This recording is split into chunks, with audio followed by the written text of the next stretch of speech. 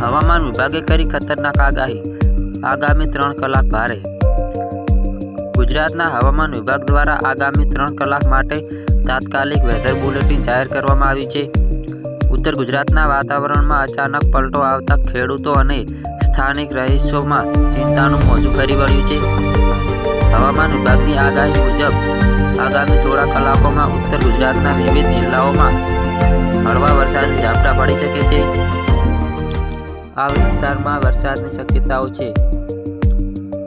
હવામાન વિભાગના જણાવ્યા અનુસાર મુખ્યત્વે બનાસકાંઠા, સાબરકાંઠા અને અરવલ્લી જિલ્લાઓમાં વરસાદી માહોલ જોવા મળશે. આ ઉપરાંત પશ્ચિમ ગુજરાતના કચ્છ અને મધ્ય પૂર્વના મહીસાગર જિલ્લામાં પણ હળવા વરસાદની આગાહી કરવામાં આવી છે.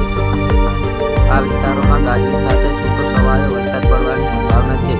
માત્ર વરસાદ જ નહીં, પરંતુ પવનની ગતિ પણ સામાન્ય કરતાં વધુ રહેવાની શક્યતા છે.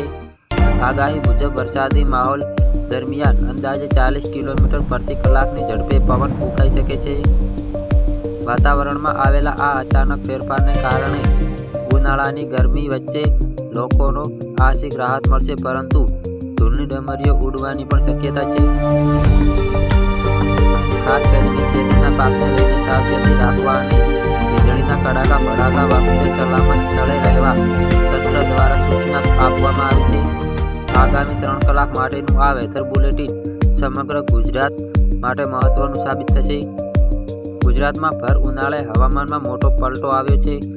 સાયક્લોનિક સર્ક્યુલેશન અને વેસ્ટર્ન ડિસ્ટર્બન્સના કારણે છેલ્લા 3 દિવસથી રાજ્યમાં કમોસમી વરસાદ પડી રહ્યો છે અને હવામાન વિભાગે આજે આગાહી કરી છે કે હજુ આગામી 7 દિવસ સુધી આ માવઠાનું સંકટ ટળવાનું નથી. આજે કચ્છ, ગીર સોમનાથ અને સાબરકાંઠા સહિત રાજ્યના 8 જિલ્લાઓમાં સામાન્યથી હળવો વરસાદ પડ્યો છે.